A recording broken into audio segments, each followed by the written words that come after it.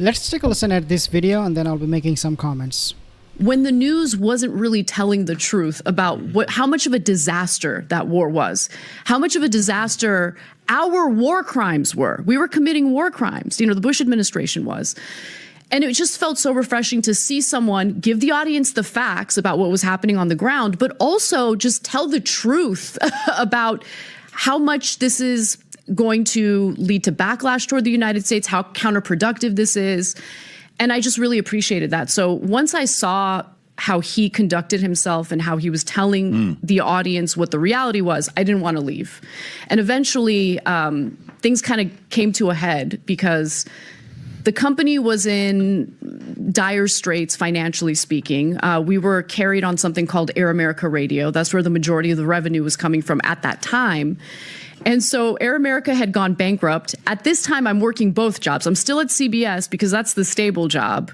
I love TYT, but it's not so stable, and it might go under any minute because of Air America going bankrupt. And okay, so before I play the rest of the video, so CBS Radio, she used to work there when TRT came to her and offered her a job with them. Shank, he was the one to reach out to Anna Kasparian. Now, if you do not know, when she was working with CBS, the reason she left or quit CBS Radio was not because just they were boring, as it was. She will tell in a second. She will explain more. But also, they were not telling the whole truth. CBS was owned by, the guy who passed away, Michael A. Weiner, and he was a Zionist. He supported the synagogues. For example, in 2005, he donated or contributed, quote unquote, contributed $3 million US. Now, in 2005, $3 million, you can imagine, that's a lot of money.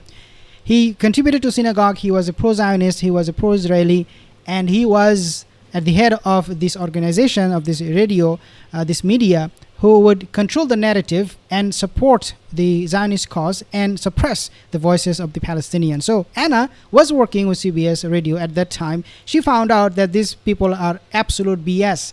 And that was the light bulb moment for her to like, wow, TRT is coming. They are very neutral. They are talking about facts.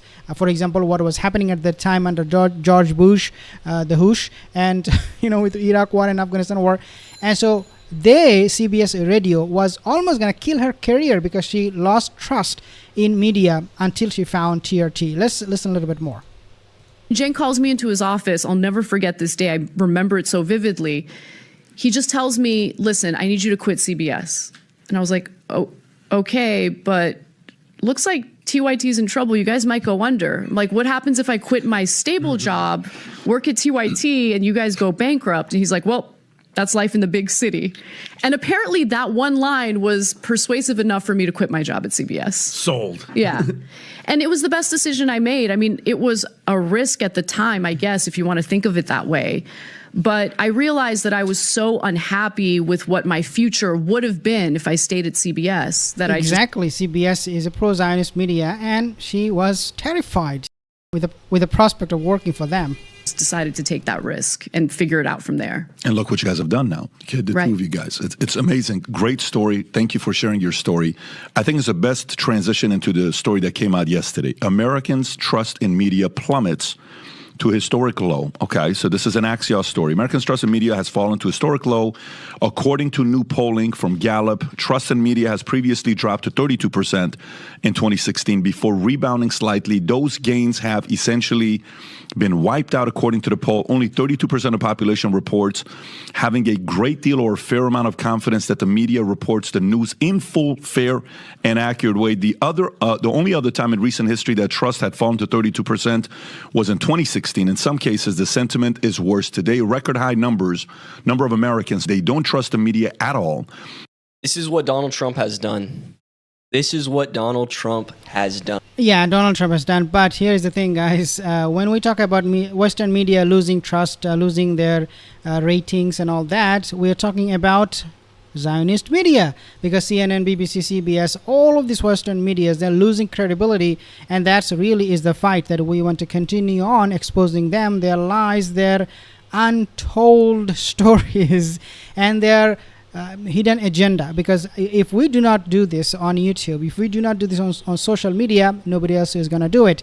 I hope that in the future we can continue on exposing them, because you never know, the same people, the elite, the Zionist, would come after these social media companies or put some restrictions on them as to who can and how, to what extent they can talk about Zionism and the oppression, the genocide they're doing at the moment in Gaza. This is just a matter of time before we'll find out. But definitely something I want to hear from you guys as well. Let me know what you think about this whole Zionist Western media and their lies and the propaganda.